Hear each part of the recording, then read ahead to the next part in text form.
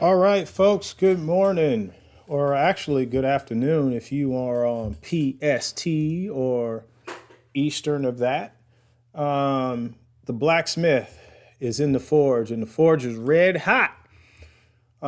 This is our, if you're unfamiliar with the Blacksmith podcast, we forge men over here and we forge them in certain ways, right? Not just because they're a male that made it to 18 years old, but because they are going to learn the principles of traditional manhood and how to survive in today's world. Not just survive, but how to thrive. So over here, we talk about hard skills, so degrees, certifications, trades. We talk about soft skills, things like teamwork, communication, leadership, budgeting, investments, paying yourself first. So stocks, mutual funds, ETFs, things of that nature. We talk about credit, bureaus, FICO scores, time management. We talk about a lot of things like that. So on Saturdays, we do financial topics. And these topics can range from, a wide array of things. Like if you don't know anything about credit, we could cover the credit bureaus. If you don't know anything about Acorns, what is Acorns? Robinhood, the stock market, mutual funds, compound interest. Why should you have a 401k? We've covered a myriad of topics over here, but I always take my suggestion for the week from the Discord chat, and that's what we do episodes on. So this one is 2 weeks in a row. One came actually from one of my brothers. And so we are going to cover this topic. But thank you for joining me today. And let's get right into it. So you can see my screen that's up. Let me click over here and see if, nope, you can't see my screen yet. Haha, I tricked you. All right, here we go. Now you can see my screen because we'll get into the topic now. All right, so one thing that was suggested is to talk about financial planning. Pretty much the burden we leave on our children when someone dies. And this is a topic not often spoken about, and I think it's for a myriad of reasons. A number of reasons. Probably one, because it's dismal, right? No one wants to talk about such a subject. They don't want to talk about dying. You know, life is too good. And so they don't want to talk about dying, people passing away. And I think some people are under the perception that if you talk about it, it happens. But if you don't talk about it, then there's no planning. And we know that failure to plan is planning to fail. So we don't talk about it because of that. We don't talk about it because if you tie wealth to it, which is what we're talking about, or money to it, if most people don't have money, or then they don't want to talk about money, right? And then a lot of people, the third reason, and my thought in particular, just particularly me, why people don't talk about it is because a lot of people have the poor man's mindset. And the poor man's mindset is what I like to call is what I group in people who have a low to no or really bad relationship with money. I believe nowadays the cool kids would call it a toxic relationship with money. So relationship with money is something that we actually covered last week, but I'll go and skim through that really quickly because it's very relevant. So a lot of people are not taught to have a relationship with money or that they have a relationship with money.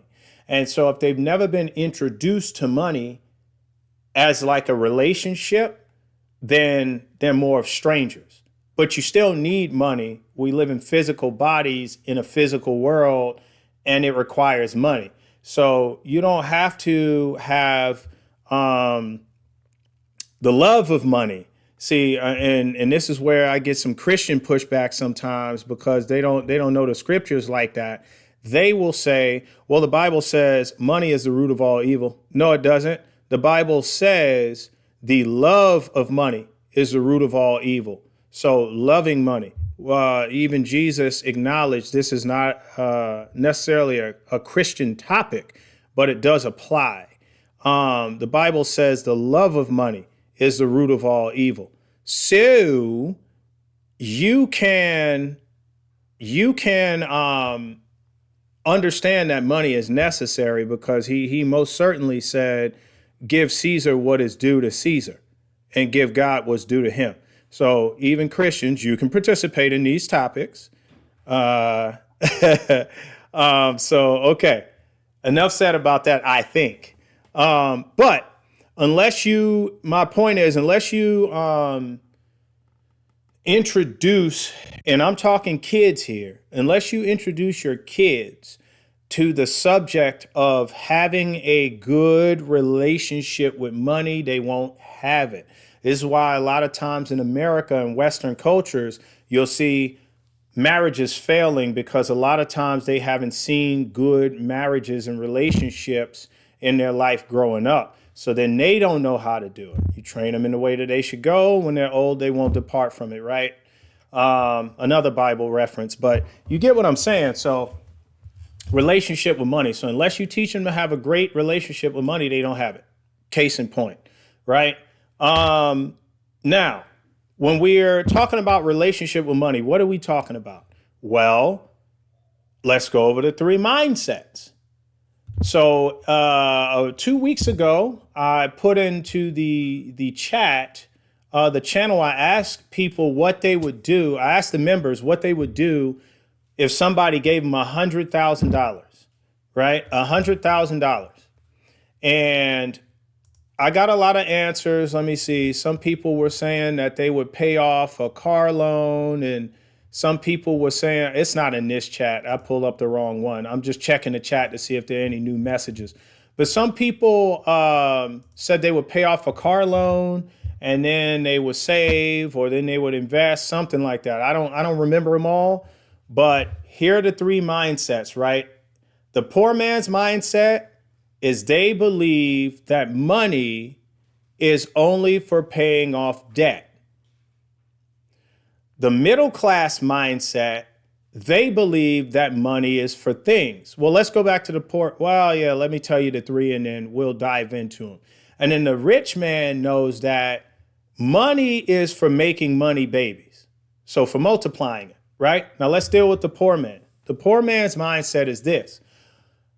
Everybody always talks about money. It doesn't matter if you're the poor man, middle class, or rich guy, you're always talking about money. But the way in which you talk about money can be different. It is going to be different because the poor man will talk about money out of not having it. Necessity, right? Not having it. So, and having debt that they're being crushed by, a weight that they're being crushed by, and not having enough money to pay off the debt. So the way in which they talk about money is usually a negative way, right? I wish we didn't have to use money to pay for stuff. No, you don't. You just wish you had more of it. And I wish these jobs would pay people what they're worth. You do wish that, but that's not how the game is wired, programmed to be played. So that's somebody that tells me, that's even more telling that your relationship with money is terrible because you don't understand that you need hard work doesn't always necessarily pay off. You also got to work smarter.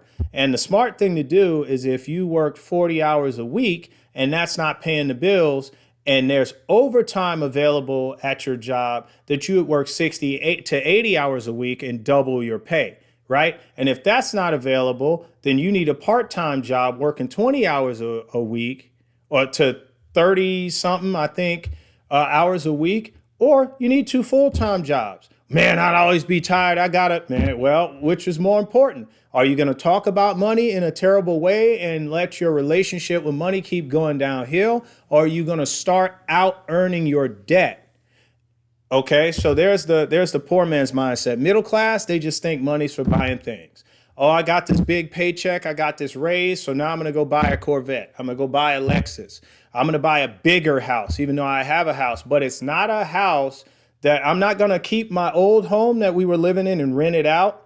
I'm going to just sell this house and buy a bigger house and get a bigger mortgage because I earn more money now. So are they necessarily getting ahead? They're not getting ahead either. But when they talk about money, it's all, oh, I got a raise, so I'm going to buy this. I got these things, right? But the rich man, they always talk about money too. And but now see the middle class, the rich guy can relate to them some, and the poor guy can relate to the middle class guy some too, because they want things too. But they need things out of necessity, and they would like to have some nice to have things. They have a lot of nice to have things already, but so they can talk to each other, but there's a real big buffer between the poor class and the rich class. So when the rich class gets to speak in the poor class, they disappear, right? The poor man mindset, they disappear because they can't relate to anything they're saying, because they're going to tell you 100% that money is for making money babies, that you invest that money into the stock market. When they talk about stock, dividends, stock options, calls and puts, poor man mindset disappears. They can't hear that because they don't have disposable income, right? And that's the problem. They could learn from these guys, and if they worked a little more or a lot more, in some people's cases, they can make it up to the middle class, and then they can hear now what the rich class guys have to say. So relationship with money is very, very important. Now, let's get on to our topic. What was specifically requested was the financial burden we leave on our families sometimes, right? So I looked this up, and the average financial burden that people leave on their family after someone dies is about $12,000, which includes funeral costs. So if you see the average funeral is $5,600, other expenses, so legal fees, real estate related costs. But let's be real, most people don't have real estate, right? And I will say this too. The thing about, well, this one says the average funeral is about $6,000, but that's nearly 6,000. So who cares? All right. So I will say this. The average person is not in the middle class. The average person is in the poor class. So do they have $12,000 just sitting around? And how easy is it just to get a term life insurance policy for $20,000? $20,000. Why? Why $20,000 if the average cost left to the family is $12,000, right? Because $20,000 will cover the cost of that funeral and all the other fees. And let's say now you have $8,000 left over.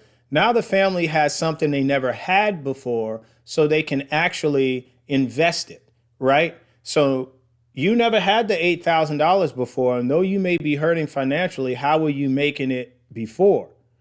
And this is where financial advisors are very, very good, but they have to pay for one. You guys get a financial advisor for free, though I'm not licensed. Here's my thing, right? Now you got $8,000. If you wanted to ever start investing, here you go. Now, what would you do with the $8,000? If you know nothing about investing, I would say put it into a mutual fund, because historically they get about 10% a year because they follow the stock market, the S&P 500, which gets 10% a year. Thus, the stock market usually does 10% a year. Over the last 2 years, mutual funds have been in the teens or the 20s, right? So if they only got 10% in that first year, and now they have 8,800 going into year number 2, right? So that money will compound and grow and stay ahead of inflation. So not just the number go up, but the buying power of the dollar goes up as well. So you understand leaving a burden, a financial burden on your family is not what you want to do.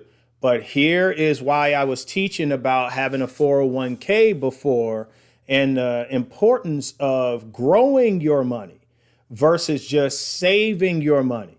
And I know a lot of people get bent out of shape when you say you got the poor man's mindset because you'll rush to a savings account.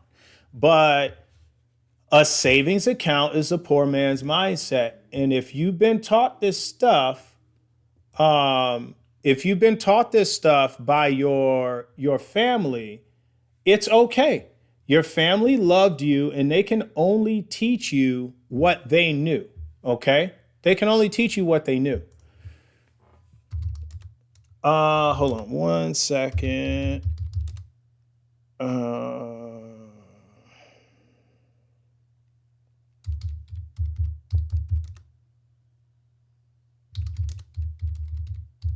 So they can only teach you what they knew. And this is what I was looking for, the average growth rate on Acorns. That's what I'm trying to figure out. But Acorns will tell you. Okay, it gave us a calculator we can play with. Now, if y'all are a fan of these Saturdays, you understand. I love me some calculators. So the 401ks, I was talking about those because the 401ks, I actually get on the calculator and show you how you can compound the interest and at what year you want to retire, how much money you would have, right? But you can't have the money if you don't put it in. All right, let me see. And when I say I'm a financial advisor, I say I'm unlicensed. I'm just playing. I'm not a financial advisor. I know a whole lot about finances, and this is my shtick. I do plan on getting licensed in this so I can take on clients, but right now you guys are just getting the advice and stuff for free. And I don't think many financial advisors would have a problem with what I'm saying, although they probably put their own spin on it. Anyway, so investment goals. So let's say you wanted to get to $100,000 using Acorns. And this is why I'm saying this is the least savings account you should have. I don't really know how to articulate what I'm trying to say, but you should not have a savings account. You should have an Acorns is what I'm saying. Don't go below having an Acorns.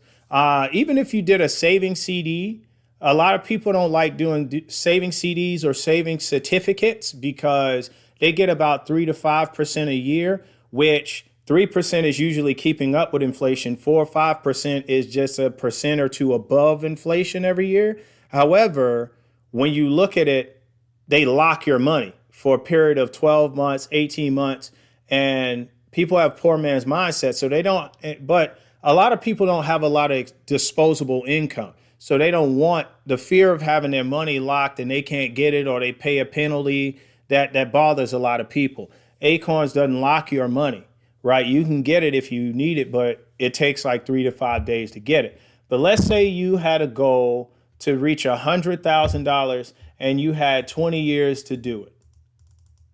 Is it on 20 years? There we go. You had 20 years to do it. Let's say you're 30 years old, right? Let's say you're starting with zero. And I was hoping it was going to tell you, okay, and you can afford to put $20 in a week. $20 in a week now. You could say that's $80 a month, or you can do in true fashion. Just give me a calculator. I usually have this pulled up because we need it. All right. So you could say $20 times 52 weeks, 52 weeks in a year. This is more accurate. So you can afford to put $1,040 in every year. So that's what $20 weekly would be. And let's say you get an average return of 8%. Let's see what it calculates. So if you wanted to earn, okay, I don't think it's reaching that. No. By the year 2045, you're only getting up to, it looks like $51,000. So you would have to increase this. That ain't gonna work, player. Hold on. Oh, wait, hold it. Go back. Maybe it did. Maybe I wasn't looking at the top. Let me see. Oh yeah, so it is 51. So you would probably have to double this and do $40 a week. There you go. So about a year, if you started today, in 20 years, $20 isn't going to cut it. It's only going to get you halfway to your goal. But if in 20 years you want to get $100,000, you would just have to do $40 a week for 20 years at an 8% return. And that's Acorns. But Acorns also, they invest your money in the stock market, right? And there are some ways that you can manipulate what funds they go to as well. But Acorns, this is why I'm saying, and if you needed this money, you could transfer this over to your account in 3 to 5 days. So it's not like a savings CD, and it doesn't lock your money. But you should, at a bare minimum, have Acorns, because I think 2 years ago, I think Acorns got me a 12% return. Your savings CD is only going to get you a quarter. I mean, not savings CD, a savings account, 0.25%, right? What is that going to do? That's going to get you beneath inflation. That's what it's going to do. So it's going to deflate your dollar. And if you're not in tune with what inflation looks like, inflation is simply this. So goods go up over time. So bread, milk, gas, all that stuff keeps growing over time because supply and demand. There's more people demanding it, and there's less of a supply. The supply is not keeping up with the demand. Thus, the product becomes more valuable, right? Thus, you pay for it. You pay a higher cost for it. So there's inflation. So a lot of people who will run to a savings account because that's all they've been taught, right? They will put $1,000 in savings January 1st, 2024. Well, December 31st, 2024, you still have $1,000 in it. But now inflation's gone up 3% during the course of the year. So you still have $1,000 on paper, but the buying power has gone down $300. Now it only spends like $9,700. What does that mean in layman's terms? If you went and took that $10,000 in January of 2024, it would buy $10,000 worth of goods. But now, if you took the same goods, the same prices from January, and went in December later on that year and took that same $10,000, it would only buy you $9,700 worth of goods. Does that make sense to everybody? Chat, talk to me now. Anything y'all need shoring up? Anything you want to see more of? You want me to deep dive into anything? Go ahead. Y'all know how we do it over here, unless you're new. So leaving, and I go all the way back. We don't want to leave a financial burden on our family, right? So this is why we talk about retirement, right? And retirement is the point at which one no longer works. But a lot of times when we talk retirement here in the West, it's the point at which we no longer want to work. But that doesn't mean that we can afford to no longer work, and thus, but we don't want to work. Thus, what do?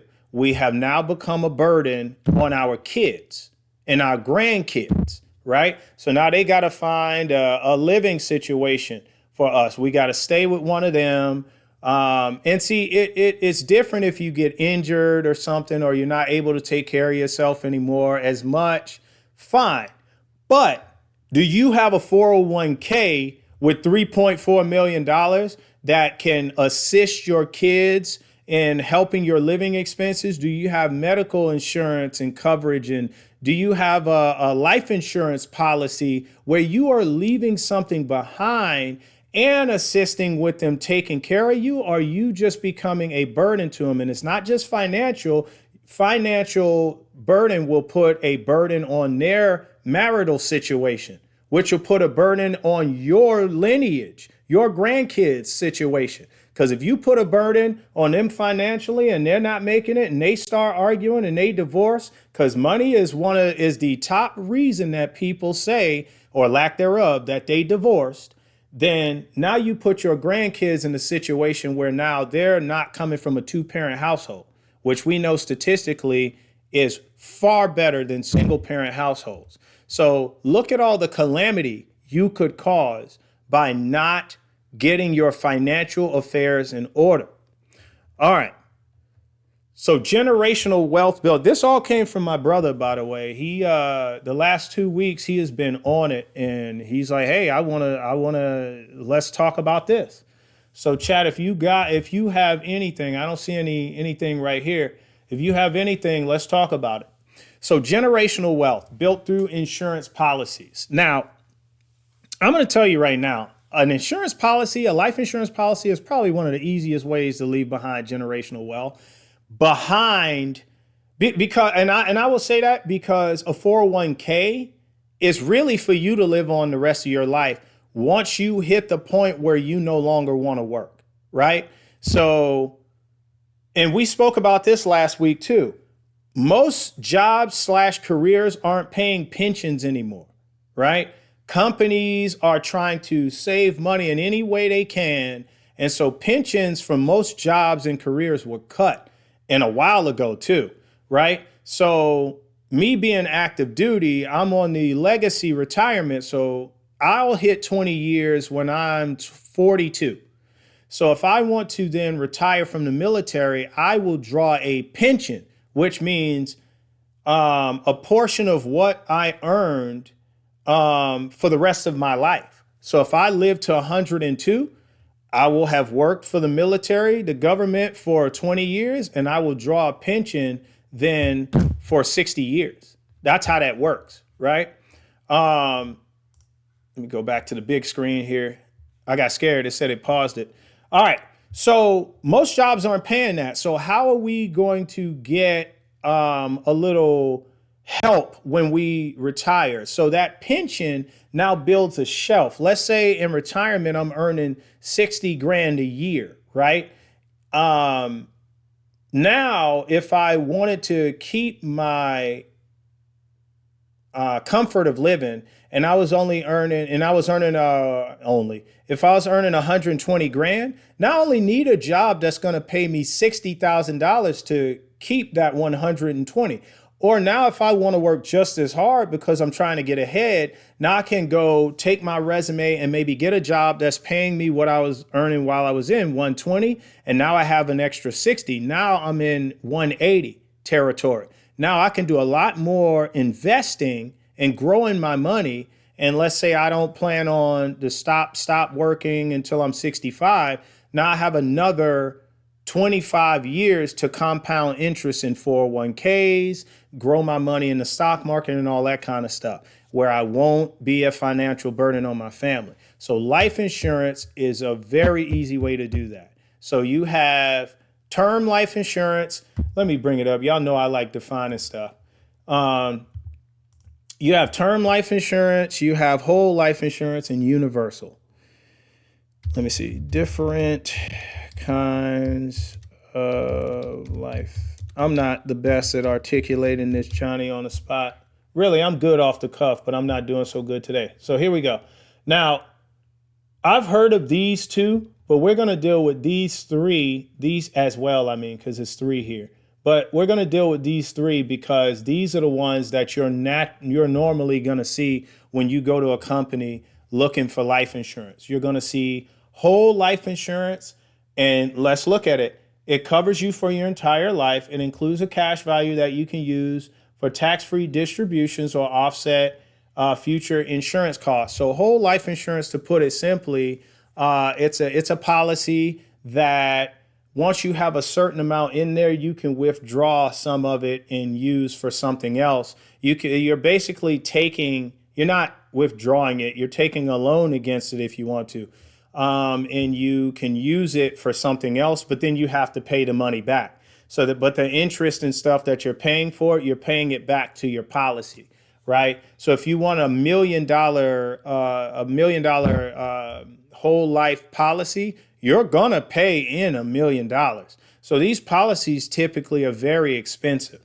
This could be $1,000, $2,000 a month on a what you owe monthly basis, right? These policies are very expensive, and Different companies do it different ways, but they may not let you borrow against it until you have over $100,000 in there, or until you have like $300,000 in there, because the point is not to take money out. The point is to keep putting it in there until you hit your $1 million cash value. And even when you hit $1 million, they're not going to let you borrow the whole $1 million. They'll let you maybe borrow $200,000, $300,000, and they're going to check the reason why you want to borrow it as well. It's just like if you wanted to refinance your house and pull out money, they're going to ask you why you want to pull that money out.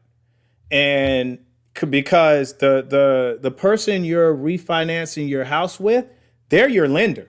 So they're the ones that get to say yes or no, we're not going to do this. So if you're pulling out $100 to buy a Corvette, $100,000 to buy a Corvette, they might be like, nah, we're not gonna approve this. But if you're pulling out $100,000 to buy another property in a cheaper state and it's a duplex and you've got renters lined up already or something, well, now you're going to be earning money off of that. So they understand that. Now let's deal with the next one. Let's go to term life insurance. And this is a policy I have. I'll tell you exactly what I have. So usually more affordable than permanent life insurance or whole life insurance is what they're talking about. Provides coverage for a set number of years. You can lock in your rate for the entire term. So I have a $1.5 million life insurance policy. I got it a few years ago, probably 2 years ago. I think spring of 23. So I was 36, and I'm very healthy. They sent a person out to draw my blood, take my vitals, look at my medical history, and $47 a month. I'm now covered for 8 more years under a $1.5 million term life insurance policy. So if I were to expire before that 8 years is up, God forbid, you know what I'm saying. Knock on wood. I hope this is real. I bought this cheap desk. But anyway, if I were to expire in that next 8 years, my wife, being the beneficiary, would then be paid $1.5 million, right? And so she would be able to cover my funeral cost if the average funeral cost is only $6,000, right? But here's the kicker. This is where I don't have a poor man's mindset. With $1.5 million, she is able to cover any credit card debt we have, pay off 2 cars. 2 out of 3 have, they're being financed, right? She can pay off those 2 cars, any credit cards, and she could pay off the entire mortgage and still have about $800,000 left over. And I already told her the plan, but I'm going to put it on paper so that she doesn't forget, because she doesn't deal with the finances like that and investing and stuff. That's me. So $100,000, put it in Acorns, right? You don't need any money. But see, you also have to tell them the plan, because if they're not as financially responsible or fiscally minded as you and they don't know how to invest, they'll dry that well up really quickly. So what you have to understand is you also have to teach them what they should do with it. So $700,000, go to mutual funds. Let it get its 10% a year. In 30 years, you'll look at that. That'll be millions of dollars, right? And then if you needed it to live on in that 30 years, now what do you need to live on? 60 or 40 grand a year, because you don't have any bills, right? So you take your 40 grand, and let's say by that time it's getting you 100 grand a year return. You take your 40 grand, you let the other 60 reinvest, so it keeps compounding, right? Life insurance. Chat's got something for me. Let me see. Are those life insurance policies subject to taxes as well? You know what? That's a great question. I'm gonna look that one up. I'm not gonna tell you a lie. I don't know. But if they are subject to tax, then yeah, that's even something more to consider, because then you need even more coverage, because now you have to do 1.5 million times whatever tax is going to be hit with. And let's talk about Universal, right? Universal offers more flexibility than whole life insurance, including premium payments, death benefit amount, and investment portion. So Universal is like a mix between whole and term. So what they're trying to do is they're trying to meet everybody's needs. So watch this. Term is the least expensive. Whole is the most expensive. Universal's in between, right? It's in between when it comes to money. It offers the same kind of coverage, right? But death benefit amount. So it has a good amount that it can cover you for. And also it allows you to take some money like whole for investments and stuff. Let me see if this chart shows it. Yeah, so here we go. Can y'all see what I can see? Okay, because the screen went black. I was scared. All right, so look, term insurance, temporary coverage. I probably should have just done this in the beginning so now y'all can see it. Can y'all see this? Let me zoom in. Okay, that probably is too big. All right, let me see. If y'all can't see this, let me know. Take a picture of this if you want to. But this is the difference between covered length. I can't speak. Let me get some water. All right, so you have lifetime protection with the whole and universal, but term only covers a certain period. Benefit amount, you can choose the benefit amount and the insurance, and it won't change. For term, you can change the amount with universal and whole. See, these are more flexible.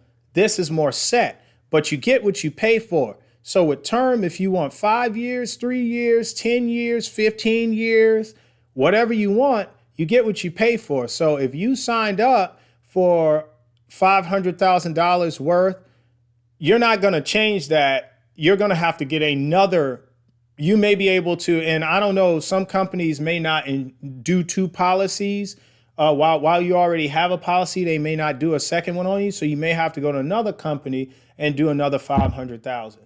So if you wanted to change it, these two, whole and universal, would be better. Most people cannot afford whole life insurance. I'm going to tell you that right now. Most people will also tell you life insurance is a scam, but this is actually one of the most simplistic ways to pass on generational wealth. Knowing the life expectancies, I am 5'10" and dark of skin, if y'all didn't know, right? So, I mean, in a box of Crayola, I'm the brown, right? So I looked up the life expectancy for black men in 2019. I always cite this one because I haven't looked at it recently, and it was 68.8. So with me being 38, that means statistically, I have only about 30 more years, 3 decades to live. I have more days behind me than in front of me. I've hit the point of going downhill. Look at all this wisdom right here. See that? So with that being said, right, I should now be preparing for the end, right? But it's not all dismal and dark. There's 6 kids to worry about, right? So how am I going to prepare to leave something to all of them and not leave debt behind and not be a burden? And that's how you plan it, right? So now if I know that that's the case, I can plan my terms out. Or I could try right now to go get a 30-year term life insurance policy, which I don't even know. Different companies may offer it, some might not. But get what I'm saying? It's the easiest way to cover yourself because car accidents happen every day. I could expire next week, God forbid. I don't know if this is real, this particle board. But get what I'm saying? If it were to take me out, even if it was subject to tax, at the bare minimum, my wife could pay off all debt except the mortgage and just pay the mortgage a little over time and still invest the bulk of the money and have more money to live on the rest of her life. So you guys got to really think about this. So you've had a lot of time to look at this and compare the 3. If you have any questions, just ask me in the chat. I'll keep checking. But let me see if I can find out. All right. Let me do a different window because I may have to come back to that one. Let me see. Are life insurance policies subject to tax? All right. Generally, life insurance proceeds you receive as a beneficiary due to the death of the insured person aren't includable in gross income and you don't have to report them. However, any interest you receive is taxable. Oh, oh, that answer your question? Look, we learn together over here sometimes. I may be the blacksmith, right? A master of my craft. But I don't know everything, and I'm not gonna lie to you. And look, you don't have to say I don't believe that. Look where it came from, irs.gov. If you can't trust the .gov, I don't know who you can trust. Jesus, take the wheel. All right, so the IRS would know. Maybe we got to look at Doge.com or .gov. I mean, not a .com, .gov, because who's gonna inspect the inspectors? Or what's that line at the end of Enemy of the State? Oh, and rest in peace to Gene Hackman, by the way. Enemy of the State is one of my favorite Gene Hackman movies. Yeah, rest in peace to Gene Hackman. He was found dead at the, I would say, past ripe age of 95. Good God. And, you know, I always quote Warren Buffett over here. Warren Buffett's only a year younger than him. He's 94, still kicking, still a chairman on the board of Berkshire Hathaway. All right, we got a lot more to cover. Let's see. All right, chat, nothing? Okay, so the next thing was how we do or don't teach them will impact them in our lineage. So I think we pretty much covered that. You can't expect your kids to know more than what you taught them, right? Unless you taught them to be, you can't teach them this one thing, right? Be a lifelong student. I'm a lifelong student, right? So I will tell you this. I never think I'm the smartest person in the room. And I'm always learning. So my ears are always open. When I reach the point of where this is just who I am and you can take it or leave it, it's time to expire, man. You're essentially dead on your feet if you're not going to be learning anymore. So, I've reached a point in life where I should be teaching younger folk or folk around my age that just don't know, right? Why would I keep all this knowledge inside? I'm not a selfish guy, so this is why I get on Discord and I teach this. Nobody's paying me, but I'm definitely trying to get Robinhood. I'm knocking on your door. I sign up to be an affiliate marketer for them so I can have a link on the channel and the videos to where if you click my link, I'll get a percentage of of how much they will rake in from new customers, right? But it doesn't cost anything to get in a Robinhood account. It's actually free. And they give you a free stock with it too. So anyway, my thing is you can't expect your kids to learn what you didn't teach them. And you can't teach them what you really want them to know unless you go learn it, right? So I think enough said on that. Remember that it's our conscious decisions where we put our money. If you can't afford life insurance, you probably don't need a new car. Look, my brother's going in. Tell him. So look, this is a good point, right? People will not have life insurance, but go to the dealership. I want the new one. Give me the 2025. Give me the 2024.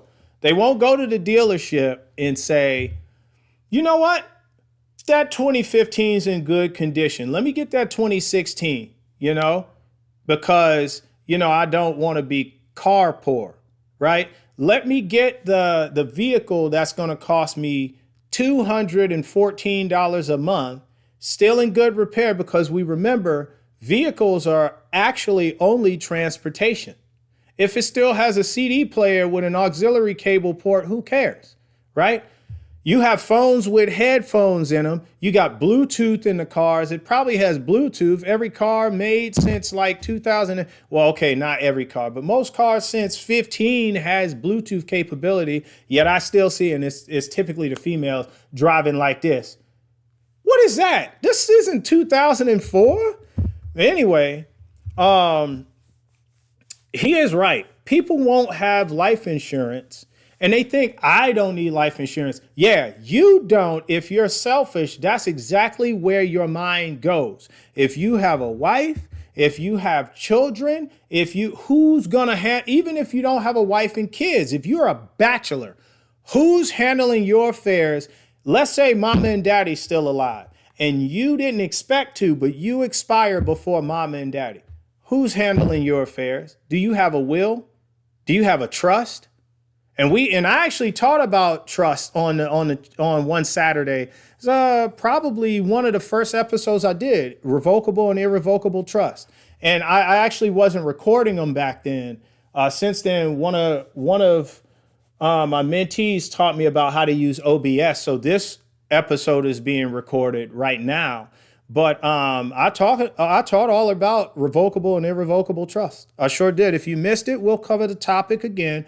But that's why when we ask in the chat, in the investment link, what topics you'd like to see on a Saturday, y'all need to be saying stuff because I can teach it. We can go through it together. But even like that, one of my brothers actually just asked that question. Yes, I have family in the chat, people supporting their brother. All right, so look. We don't need new cars if we don't have life insurance. Why? That is an irresponsible thing to do, really. Now, if you want to play the car, I do whatever with my money I want to do with it. Sure you do. I'm not here to tell you that you shouldn't, but I can still say it's not wise, right? If you have no coverage, your life has value while you're alive and when you expire. If you have coverage for the expiration, right? When your milk expires, it's just gone. Time to dump it. Dump that cottage cheese down the drain. Ain't nobody drinking that without getting the bubble guts, right? But there's no coverage on your milk. You don't get anything for it, right? But if you have coverage on your life when you expire, you can be as certain. If we are born, we are going to die. Why would you not cover the expiration? That's the most basic way to pass on wealth because you can cover your life for $1.5 million. But if I ask you to earn $1.5 million all at once, you couldn't do it. Most people couldn't, right? That's why there's a top tier of people who might have that in a bank account. Their coverage will be way more than that, right? They have 10, 20, $30 million worth of coverage, right? But if you could not earn $1.5 million all at once, but you could give it to your family all at once, it just makes sense. Like what is not making, if this isn't making sense, chat, tell me, let me know if it's me, right? This should just make sense to you. Life insurance. I actually taught about this one on a Saturday as well. Let me see what else I got pulled up. Generational wealth. Let's talk about this. I'm glad I still had this up on the screen. Let me tell you something. Let me uncollapse this too. And my brother who suggested this, genius on the topic. Look. In the ancient Chinese culture, the saying, wealth does not last beyond 3 generations is a well-known proverb reflecting the common experience of families who accumulate significant wealth only to see it vanish by the 3rd generation. It's a Chinese proverb, but that's true even in America. And in America, if you Google this right now, it'll tell you 2 generations is all you get with generational wealth. So basically the 3rd generation, done. D-U-N, capital D, right? Done, totally done. And do you know why? It's not because it wasn't enough money. It's not because of inflation. It's because one person gets off their butt and says, I'm going to make something of myself. And they usually come out of poverty, right? And they climb that ladder. They move up the ladder. And they start investing their money. They make all these smart moves and learn all this stuff. And they're so busy doing it until they fail to do the one thing that could sustain all of their hard work. Teach their children. When you say teach your children the value of $1, you're usually talking about if your 5-year-old asks you to buy a Snickers bar in the store. There's so much more your kids need out of you than buying a Snickers bar in the store. And this is why I always pull this up. Your kids need so much more, right? So first of all, how can you expect your kids to be investing in stock if you're not investing? Right. So I was telling one of my boys that I work with the other day, he was showing me how much he's earning in dividends and stuff. And I told him, hey, bro, I just went over 1,000 shares in earn. Right. Just told him this. Right. So I do this in real life. So when I'm sharing this with y'all, it's not to brag. I want y'all to do this too. And I'm giving you the actionable steps, but it's not just for you. It's for your kids. It's for your grandkids. And if you let them grow up and you're always giving them $5, giving them $5, giving them $5 when they ask, guess what? Then they all automatically think money grows on trees. And then later on, when you tell them, well, what do you think? Money doesn't grow on trees. Yeah, it does, because you showed me it does. You're the tree. Let me check your pocket. I bet you there's $5 in there because that's where you always get it from. You're the tree it grows on. No, it doesn't. But here's how money can grow, right? So real estate investment trust, right? If you are new to the channel, you're learning. But if you're not, suffer through this really quickly, or maybe you can learn something new. I don't think I'm going to go over anything new, but real estate investment trust, if you just look up in the search bar on Robinhood or just Google REITs, right? REITs. They are companies that invest in cash flowing real estate. It's a way, so technically it's a way of investing in real estate without you having to have $200,000 to buy a house. And they may invest in apartment buildings, commercial real estate, storefront properties, land that, like, they may own the storefront.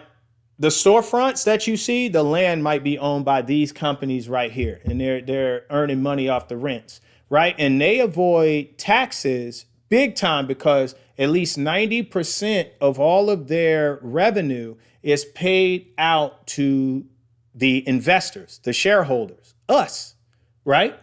So let's just go through it. EARN, EARN, is Ellington Credit Company.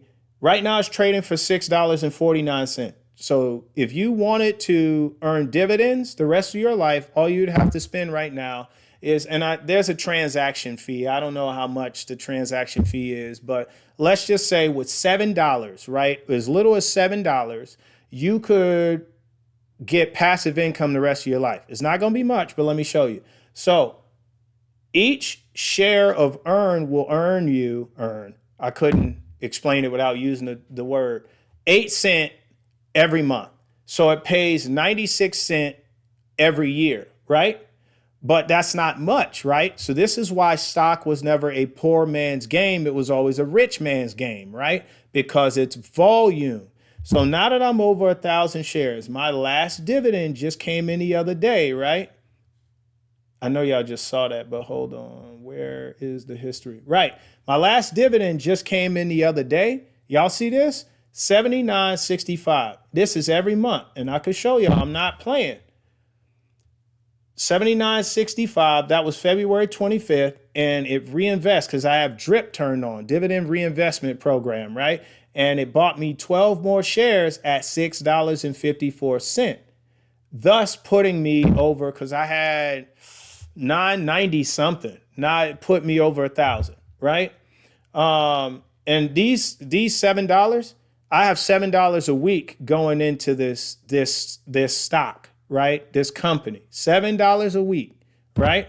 So not quite 1,000 a year, but look, there's 78 the month prior, there's 76 the month prior. It's just compounding. I'm not even really buying more shares out of my own pocket. It's buying me more shares every single month. Teach your children this.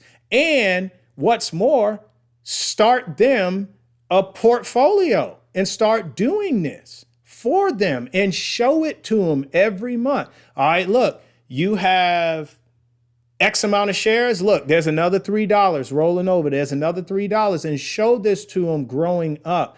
This is how you really teach them the value of a dollar. Kids have to know that a savings account is not safe. If you put in $1,000 and you want it, if you want the number to stay the same, as well as the buying power or punching power of that $1,000, you don't go to a savings account.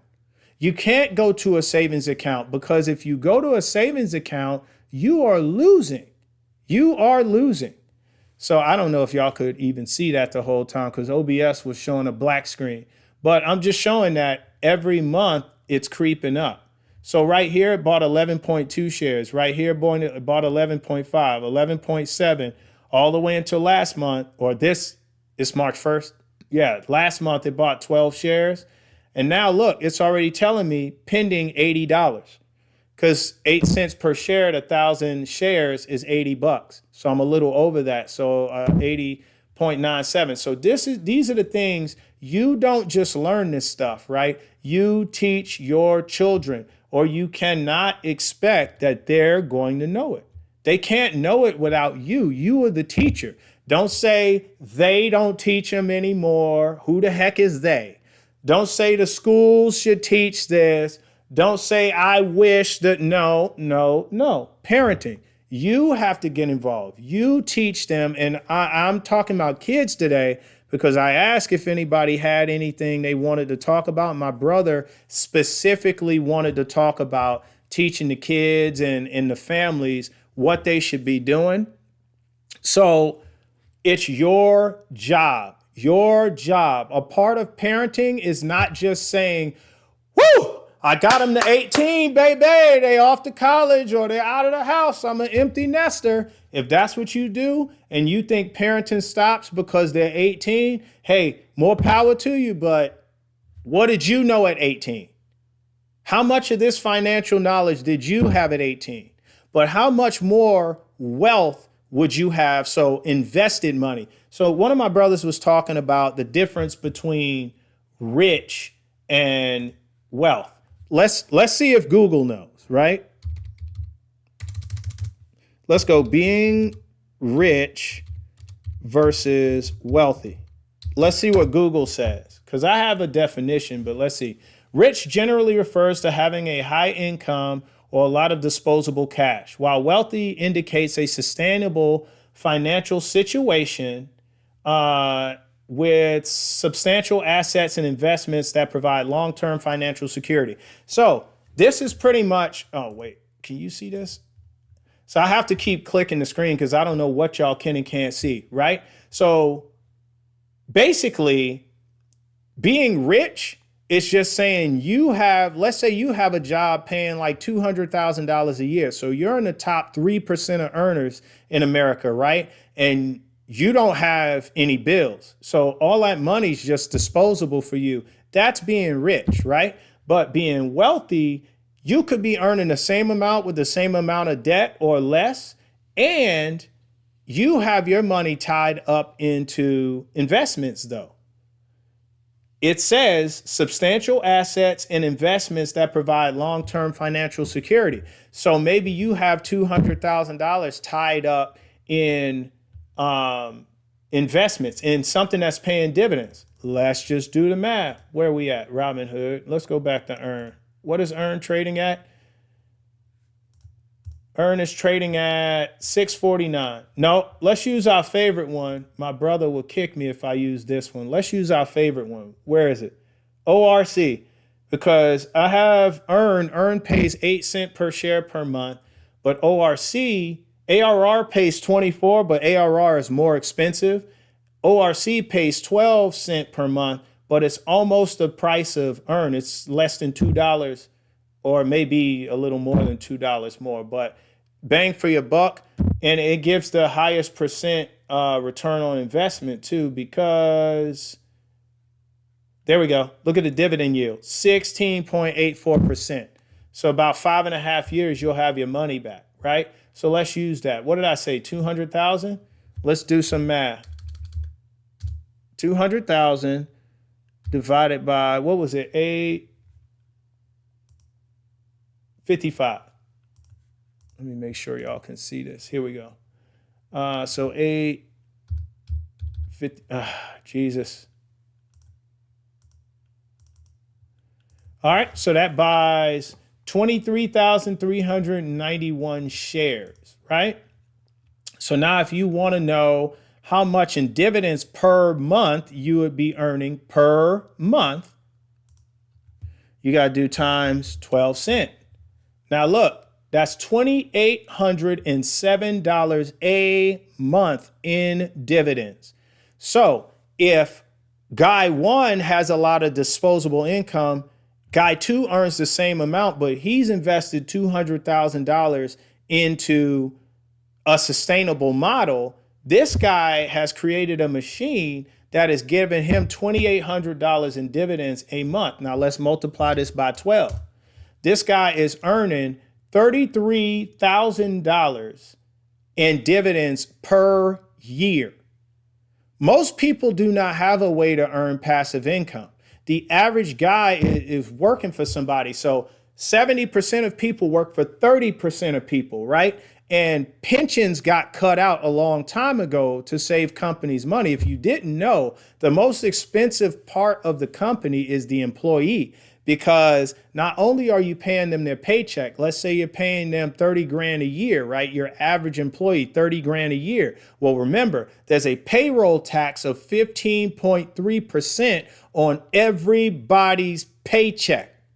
Everybody's, right? And then you pay if they get fired or you had to cut somebody and it wasn't for cause, right? Now, what is that thing? Unemployment. You also, as the company, pay for their unemployment as well for like 6 months or whatever. If they get injured, you're paying workers' comp. You also pay for the benefits package, right? For all of your employees. Say, I got 1 million employees. Okay, here's a benefits package. You're paying for that as the company, that now they can buy and say, per month, I want this amount of coverage. You pay for the package and the options for them to have that level of coverage. If y'all didn't know, the employee is the most expensive part of any business. That is why when businesses really need to save money, guess what? So when you, if you're not familiar with the farm process, right? I'm a city boy myself, but my grandparents grew up on farms. So when you milk a cow, what you used to do is put it in a barrel, right? And you let it sit overnight or sit for, overnight, and all the fat would raise to the top. And that's the cream, right? And you get a sifter and you come out there and you scoop it out, right? Why do you need that? Because that was the creme de la creme of the milk, right?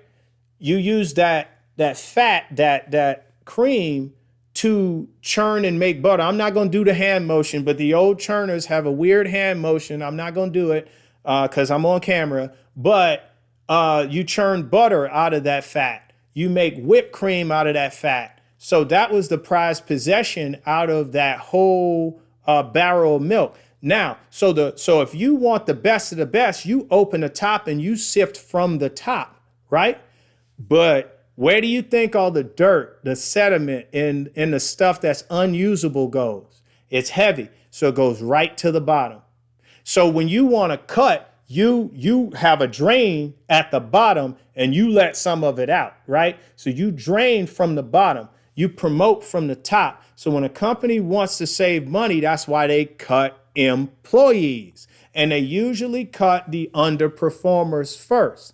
The ones that they come in, they work their hours. Sometimes they call out. Sometimes the ones that are not as gracious to have a job and they don't really come in with the energy and they're trying to do more and they're trying to get promoted. They just come in, do their job and go home. Those would be the first ones to cut. And out of those, the unskilled laborers get cut first. Unskilled laborers. You're a cashier. That's not a skill. I don't know. I ain't trying to offend anybody, but just think about it. If your job doesn't require a degree, a certification, or a trade to do, you're unskilled labor. All right. So get what I'm saying.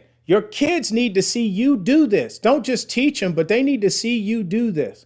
And you may not have $200,000 to invest in the stock market all at once, but bro, let me tell you something. Like, you can chip away at this. I did. Like, I just found Orchid Island Capital. I showed my brother the other day. Look, I just found this last year. Last year. So my parents didn't teach me this. I was 37 last year at this time. I just found it last year, and look at all the dividends. I bought 100 shares right here. The first dividend I got was in March, $12. And I said, oh, shoot, it pays a 12-cent dividend?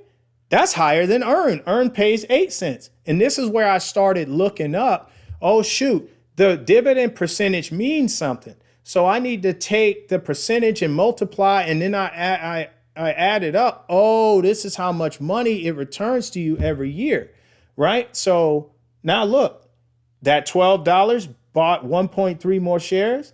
Then I got another $12 in April, and I said, this could be something. So a couple months down the line, I bought another 27. And then look, I bought another 200 in October. So a couple months ago. I haven't been earning huge dividends from this one for a long. And then 3 days later, I bought another 200, right? And now I'm at $16. And when all of those 200 added together, those 400 hit the account. Now look, in November, $65. And this is every month, right? And so now with this one, that is what I'm earning. I got $70 pending in March 28th. Okay. So my brother is right. That this was a good topic. So y'all thank him. He is, what is your name on here? You are, why can't I see your name? Hey, chat me your name, man. I can't see it. I don't know why I can't see his name on here, but thank him. He's the green dude above Cookie Monster right here. Y'all can reach out to him and say thanks. All right. I don't see any more questions from the chat. So that means we're all good on this topic. We all know what we need to know. If you have any questions, utilize this investment tab of the Discord regarding finances, right? The Forge, I post other kind of news, but investment topics specifically, put in this during the week, and we will come back with the Forge hot and ready to talk some more financial discipline and financial information and get us financially literate where we need to be, right? All right, folks, I appreciate you tuning in, but it is after 1 p.m. The Forge is going cold. The Blacksmith is out. I'll see you next week.